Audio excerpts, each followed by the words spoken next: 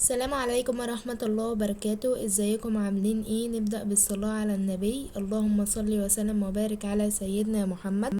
النهاردة عملنا الكبدة دي، طعمها كان تحفة. بصوا خطيرة قوي. عملناها بتتبيلة خطيرة، احسن من تتبيلة المحلات بكتير. ويلا بينا نشوف التتبيلة. معانا مقادير التتبيلة: ملح، فلفل اسود، كزبرة، كمون، شطة حمرا، توم، ومعانا ليمونتين وفلفل اخضر حامي للتزيين، ومعانا ربع كوباية خل، ونص كوباية دقيق، ونص كوباية ردة، ولازم يكون الدقيق قد الردة، والردة لازم تكون ناعمة ومنخولة كويس. هنقلب بقى التوابل كلها على بعض كده بالشكل ده، نقلبهم كويس وندخلهم في بعض. نضيف التوم ونقلبهم، وبعدين نضيف الليمون والخل.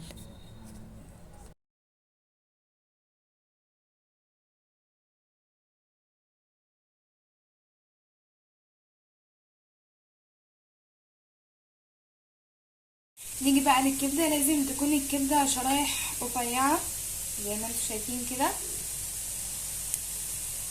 لما تيجي تشتري الكبدة لازم تقوليله يقطعها شرايح رفيعة.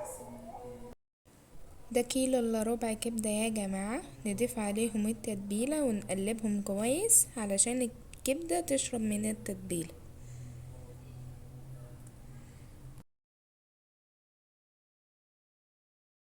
ندخل التتبيلة في الكبدة ونقلبهم كويس زي ما انتوا شايفين كده.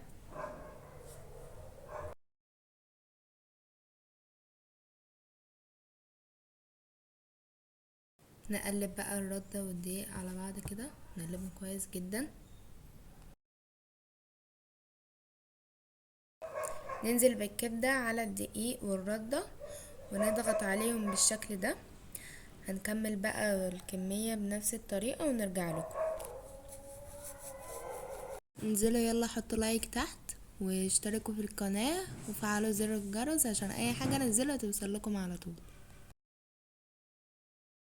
كده بعد ما خلصنا الكمية كلها، معانا زيت على النار. لما الزيت يسخن نوطي النار عليه، ننزل بالكبدة في الزيت، ولازم يكون الزيت سخن يا جماعة. هنقلي بقى بقية الكمية ونرجع لكم.